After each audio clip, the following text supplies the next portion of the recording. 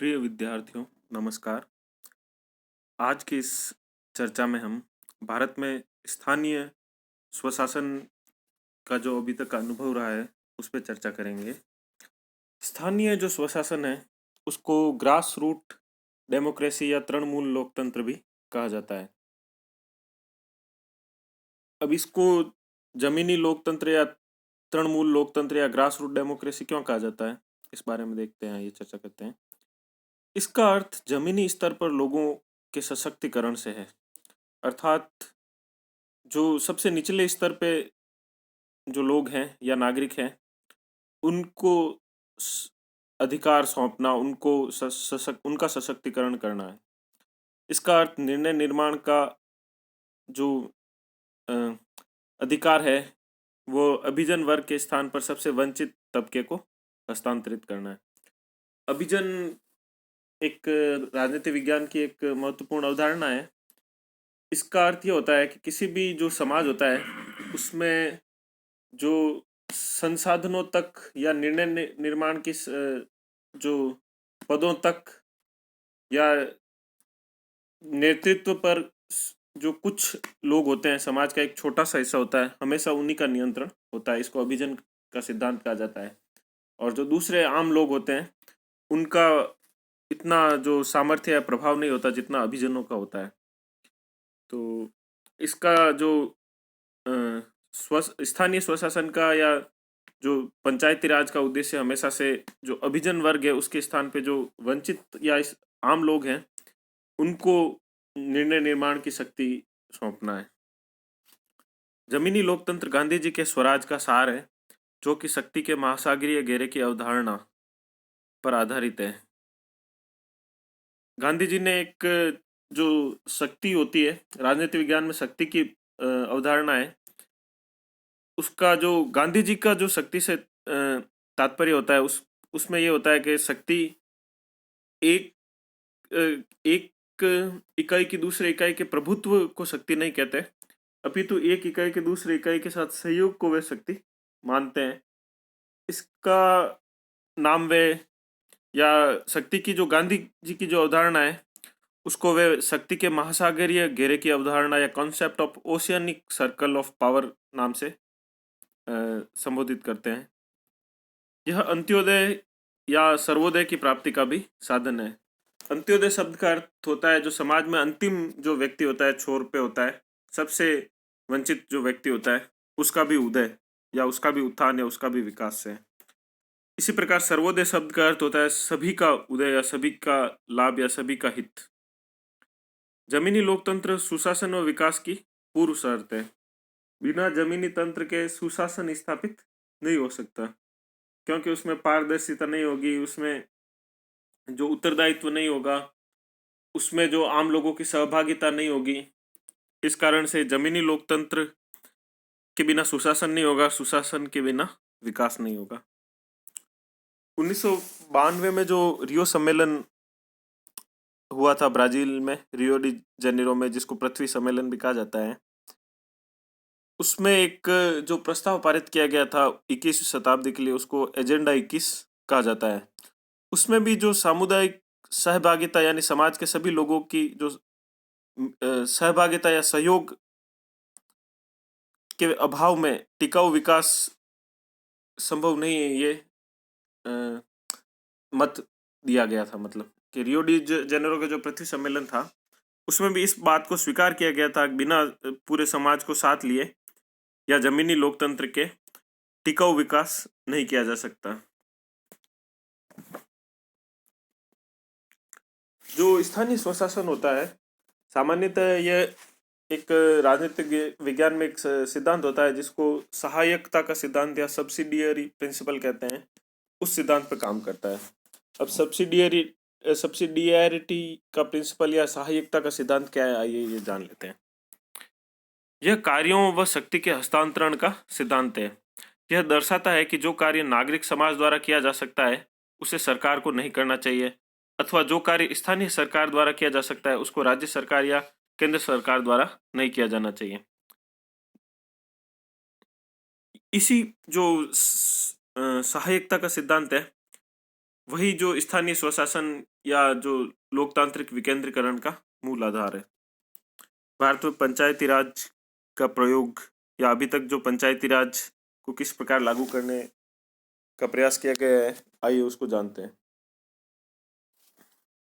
73वें जो संशोधन अधिनियम है 1992, उसी में अनुच्छेद जो 243D है, उसमें पंचायत को ग्रामीण स्थानीय शासन की संस्था के रूप में व्यक्त किया गया है। अनुच्छेद 243G पंचायत की शक्ति, सत्ता व उत्तरदायित्वों से संबंधित है। संविधान की सीमाओं के भीतर राज्य विधानमंडल पंचायतों को ऐसे प्राधिकार व उत्तरदायित्व सौंपती है जो स्वशासन की संस्था के रूप में कार्य करने हेतु आवश्यक होते हैं।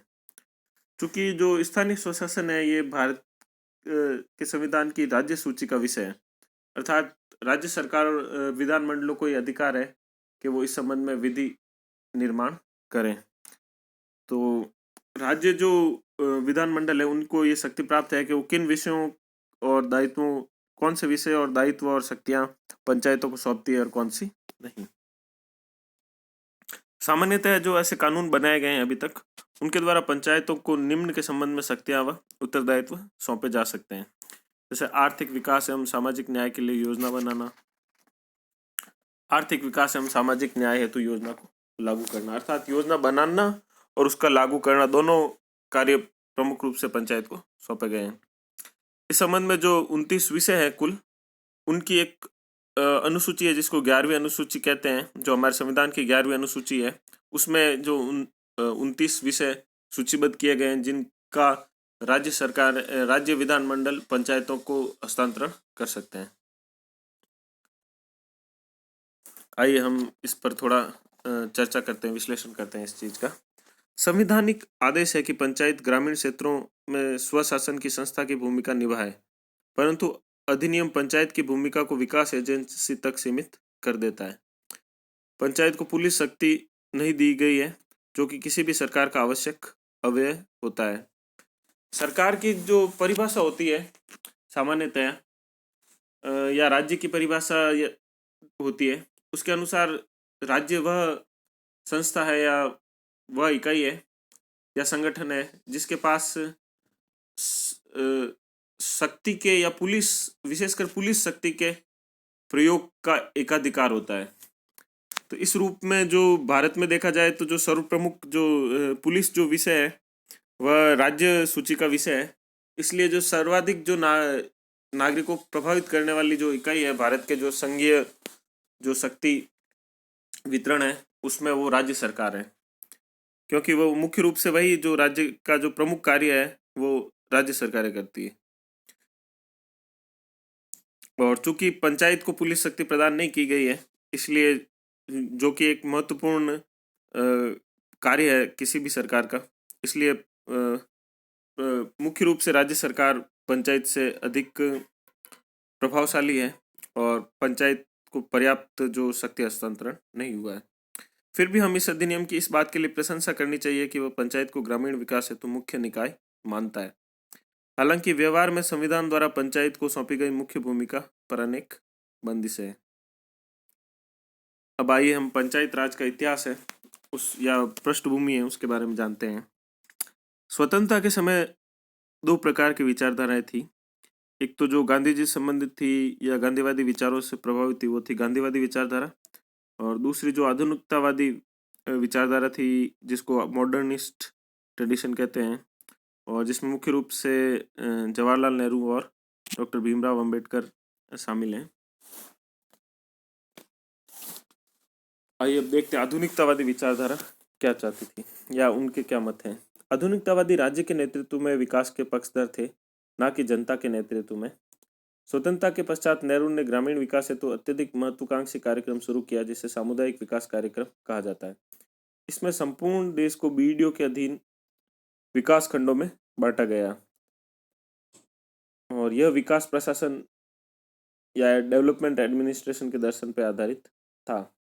बीडीओ होता है जो ब्लॉक, जिसको खंड कहा जाता है, उसका विकास खंड कहा जाता है, उसका जो प्रमुख अधिकारी होता है उसको बीडीओ कहते हैं या ब्लॉक डेवलपमेंट ऑफिसर कहते हैं।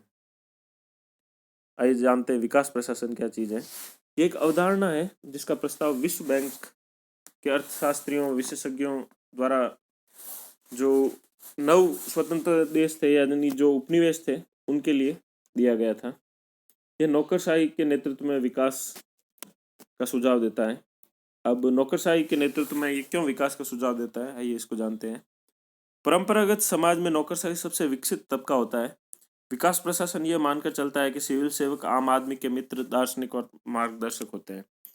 नेहरू नौकरशाही को शांतिपूर्ण क्रांति या साइलेंट रिवॉल्यूशन का अगवा भी मानते थे। नेहरू ने सामुदायिक विकास कार्यक्रम शुरू किया जिसमें वीडियो से लोगों में नियोजन के लक्ष्यों के बारे में जागरूकता उत्पन्न करने की अपेक्षा की जाती थी।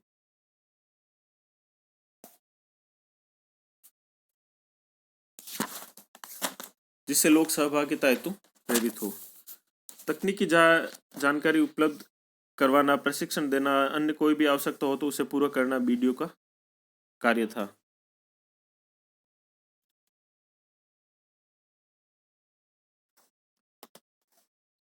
अब जानते हैं सामुदायिक विकास कार्यक्रम का क्या परिणाम रहा। ये मुख्य रूप से असफल माना गया। ऐसा क्यों? क्योंकि नौकरशाही में उस रवैये की कमी थी जो सफलता के लिए आवश्यक था। नौकरशाही औपनिवेशिक मानसिकता को बनाए हुए थी। विकास प्रशासन एक नया विचार था। अब तक नौकरशाही कानून व्यवस्था बनाए रखने हेतु ही प्रशिक्षित थी, ना कि विकास के कार्य हेतु। सामुदायिक विकास कार्यक्रम की एकमात्र उपलब्धि यह थी कि इसने विकास के उद्देश्य के लिए देशव्यापी प्रशासनिक अवसंरचना निर्मित की, अर्थात पूरे देश को खंडों में बांटा गया और वहाँ बीडीओज आदि की नियुक्ति की गई। अगले वीडियो में हम जो पंचायत राज के आगामी जो चरण हुए थे उन पे चर्चा करेंगे।